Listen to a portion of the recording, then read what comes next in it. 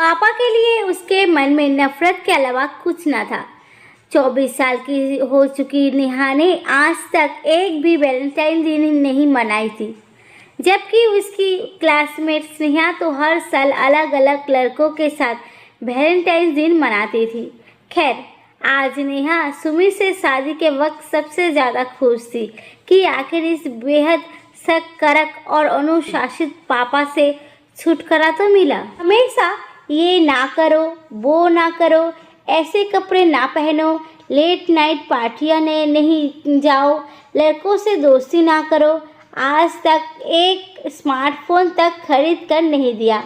सारे सपनों और अरमानों को अपने दिमाग की छोटी सोच के कारण कुचल कर रख दिया।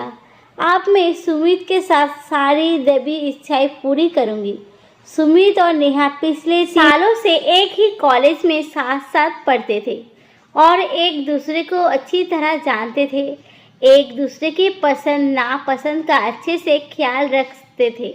नेहा ने बहुत डरते डरते पापा से सुमित के साथ शादी की इच्छा जताई थी और पापा ने नेहा और उसके परिवार वालों से मिलकर शादी के लिए हामी भर दी। नेहा ने विदाई समय पहली बार पापा को उससे लिपट कर बच्चों की तरह फूट फूट कर रोते देखा, पर नेहा को पापा की भावना से कोई मतलब ना थी। वो बस पत्थर की बूंद बन खड़ी थी। जाते जाते उसके पापा ने उसे ढेर सारे उपहार के साथ एक बंद लिफाफा भी नेहा को दिया। ससुराल पहुंचते ही सबसे पहले नेहा ने लिफाफा खोला। उस लिफाफे में पापा की चिट्ठी थी। उसने पापा की चिट्ठी को पढ़ना शुरू किया। नेहा बेटा, मैं जानता हूँ कि पिछले 10 सालों से मैं तुम्हारे साथ बैड डैड की तरह पेश आता रहा। मैं तुम्हारे सामने सख्त इसलिए बनता था क्योंकि मैं नहीं चाहता था कि तुम्हारे ही हाल स्नेहा जैसा हो। स्नेहा मेरे साथ कॉलेज में पढ़ने वाली एक बहुत अच्छे घर की, पढ़ने में तेज शरीफ लड़की थी, परंतु फैशन और नकली ग्लैमर के चक्कर में उसने अपनी ही जिंदगी बर्बाद कर ली थी। उसने वो सब किया जिससे मैं तुम्हें हमेशा रोकता रहा। फैशनेबल कपड़े, लड़कों से दोस्ती, लेट नाइट पार्टियाँ सब करती थी। सोचती थी कि चरित्र अच्छा है तो इन सब में कोई हर्ज नहीं होता है। फिर एक दिन उसके ड्रिंक्स में नशा डालकर उसके कुछ दोस्तों ने उसका नाजायज फ़ायदा उठा लिया। इस घटना के बाद से वो अपना दिमागी संतुलन खो बैठी और समाज के ताने और लोगों से बचने के लिए उसके पापा ने उसकी माँ और छोटी बहन के साथ सल्फास खाकर सुसाइड कर लिया। नेहा बेटा, आज से तुम अब एक नहीं बल्कि दो परिवारों की इज्जत हो और मैं तुमसे ही उम्मीद करूंगा कि आगे भी तुम ऐसा कोई काम नहीं करोगी जिसे दोनों परिवारों की इज्जत पर कोई दाग लगे, और हो सके तो अपने इस बैड डैड को माफ़ कर देना। चिट्ठी पढ़कर नेहा फूट फूट कर रोते हुए तुरंत फ़ोन लगाकर भराई आवाज़ में पापा से कहा, मुझे माफ़ कर दीजिए पापा, मैं आपके गुस्से के पीछे प्यार को नहीं देख पाई, आपके चिल्लाहट के पीछे की आपकी परवाह को नहीं देख पाई, आपकी झुंझलाहट के पीछे का समर्पण नहीं देख पाई। आप तो मैं हर जन्म में आप ही की बेटी बनना चाहूँगी। पापा, वक्त बीतता चला गया।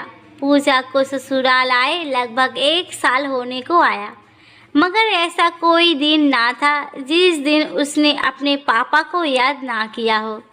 आज उसके पापा का जन्मदिन था। सुबह मंदिर गई, नेहा के पापा की खुशी और सलामती के लिए दुआएं मांगी। फिर शाम में केक लाकर अपने ससुराल वालों के साथ उनका जन्मदिन मनाने का प्रोग्राम बनाया। फिर केक काटने से पहले पापा को वीडियो कॉल लगाया।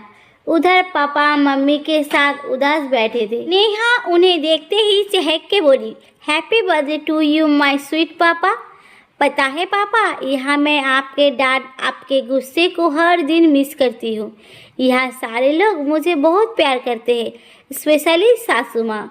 पता है पापा, एक दिन घर में मोहल्ले की औरतों सासू माँ को जब ये बोल रही थी कि कितनी अच्छी बहू मिली है तुम्हें, कपड़ों वाली और स्वभाव में शालीनता जरूर इसकी मम्मी पापा से विरासत में मिली है।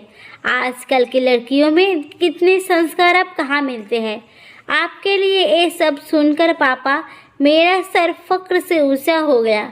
आज मुझे आप पर गर्व है पापा। आप माँ को हमेशा बोलते थे कि सारी दुनिया को तो सुधार नहीं सकता, बस अपना दामन बचा के रखना होगा।